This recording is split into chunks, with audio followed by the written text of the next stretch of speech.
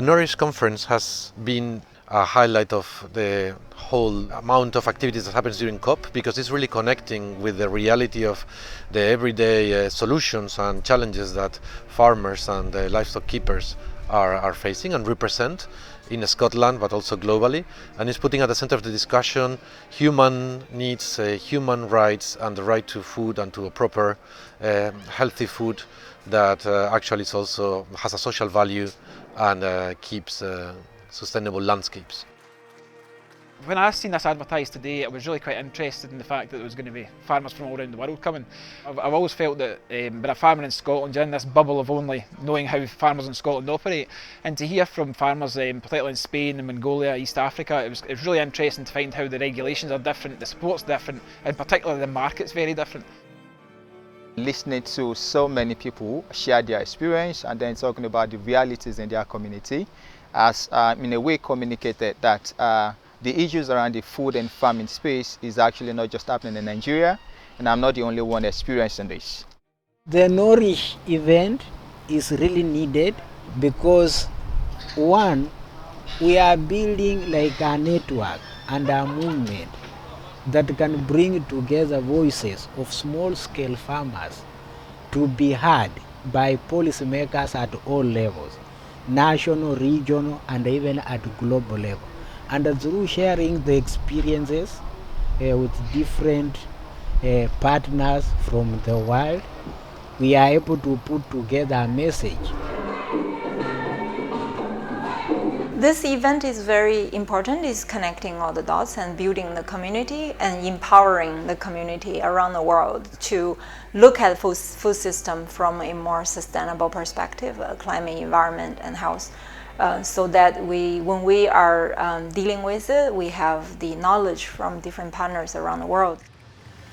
Nourish is a food policy organisation. That means we read across all the bits of the food system in Scotland, from people who don't have enough money to get a decent meal, through to the intricacies of soil chemistry and nitrogen, and pretty much everything in between. And what we're trying to achieve in Scotland is a joined-up food policy, a joined-up approach to food. So we've got food in Scotland that nourishes all the people here, that's good for the planet, that's good for the bugs and the bees, and that creates good jobs and livelihoods. Food wasn't on the agenda for the COP presidency. For some inexplicable reason, the thing which is responsible for 60% of biodiversity loss and 30% of greenhouse gas emissions wasn't on the formal agenda. We wrote to the presidency with lots of other people. We couldn't get it on the formal agenda, so we decided we'd do what we could do to make sure that people who came to Glasgow, who wanted to talk about climate change and food, had somewhere to come that they could talk about it.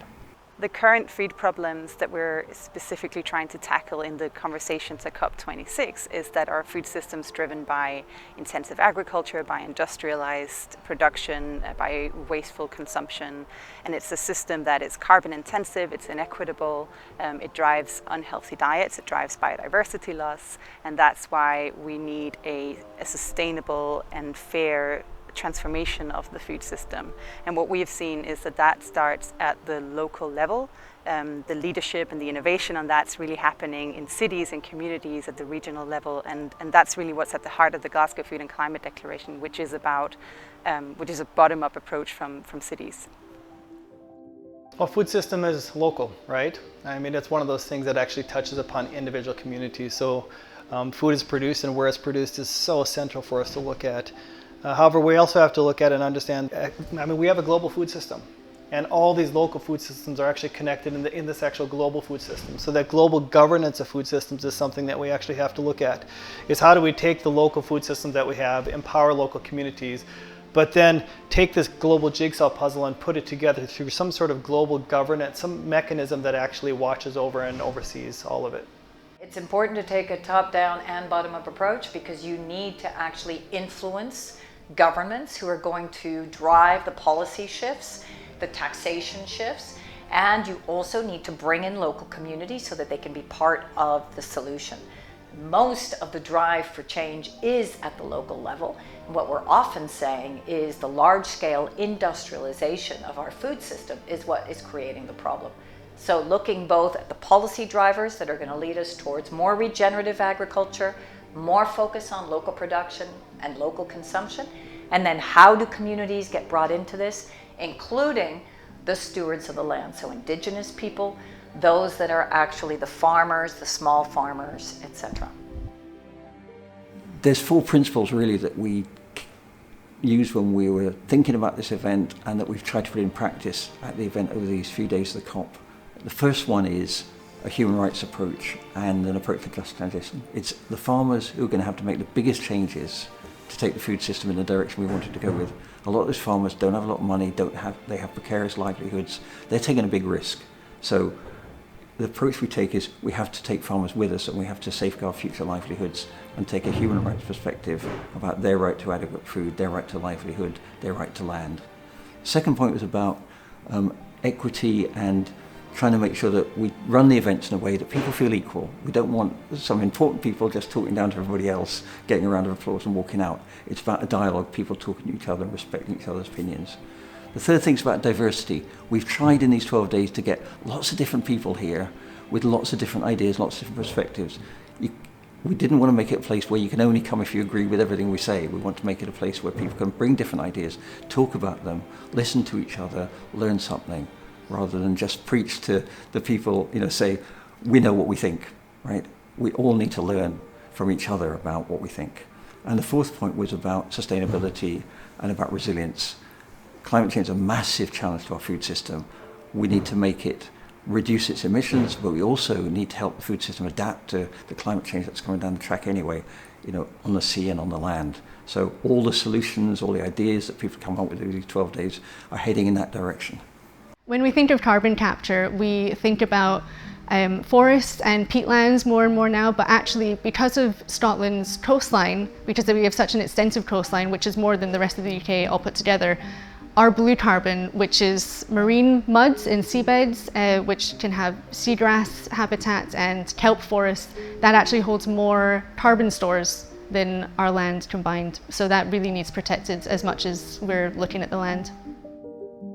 In Scotland at the moment, people don't connect what they eat with what the environment that's around them, which is a huge problem going forward. If we're going to make progressive change in the way that people interact with their environment, we have to let them teach themselves how to interact with nature. And one of the ways to do that is through education about foodstuffs. If people know what they're eating, they're more grounded and earthed with the environment around them. We always live in a cosmology, and the cosmology we're in at the moment tells us that we have no connection to nature. Nature is there for us to exploit and then use as a rubbish bin. And that story is a lie, but it's a useful and profitable one for a few people. That's a story. It's not a story that any other civilization has had. And no other civilization thinks that food is separate from medicine. These are just stories that we have been told, and we believe them. And if we are to live in a better world, we'll need better stories. It's not about just sharing the data, it's sharing the stories, right? Because people remember stories. So transforming food system is complex. There's no easy solution, right? But a way to do that would be, telling stories in a way that makes this seem tangible and doable for politicians, for citizens, for business, so they feel motivated to, start along the path. It's not going to be an easy journey, but you have to feel like you're emotionally engaged and committed to this process. All of this really then is about, well, how do we get there, right?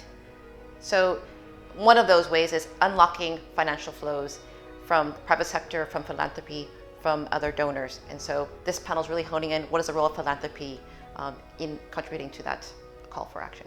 Philanthropy can't do it by itself, neither can government, neither can civil society.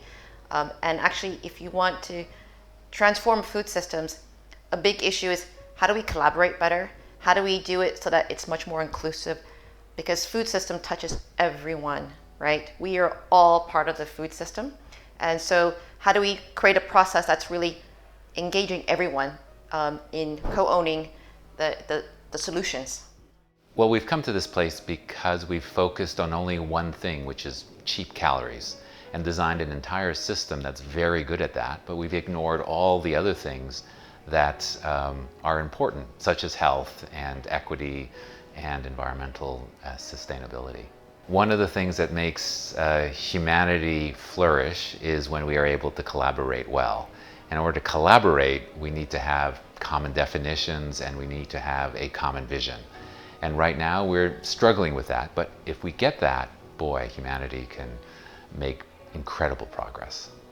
Some of the key solutions are collaboration. We're all working in different silos. We're not connecting the dots between our collective work, and we really need to be doing that. Farmers need to be talking to nutritionists. Nutritionists need to be talking to governments. Governments need to go back to farmers and learn from them. We need this to be a cycle where people can connect the dots and learn from one another.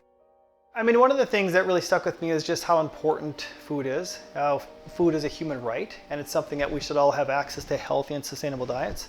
But it's not going to happen by just sitting there talking about it. We have to move towards the action phase. And what is so cool about the work right now is that we're really moving into that action phase in terms of how we can make COP27 the food COP and make sure that that is a COP where food is front and center of all discourse. What Nourish has done here is bring people together from around the world. That's because we're the host nation. It was such a privilege when we got asked to do the COP in Glasgow, and we've loved being here these 2 weeks, having people from lots of different countries coming to Glasgow and learning from them. But our main job is to work in Scotland and change the food system in Scotland. So we're going to be taking the learning we've had from the people who've come and spent time with us, and we say, what can we take from that and bring it home to Scotland so we can change our food systems for the better. We're part of a global movement, but our job is to do what we can to change things here. I hope that we enjoy food. I love food and I hope to go on doing that. I hope there's a greater variety of food that we can grow locally and in a green, ethical way, and that food is available for every person, however rich or poor they are. They have access to that wonderful food, and it is sustainable for the planet and to nourish the planet for many years to come.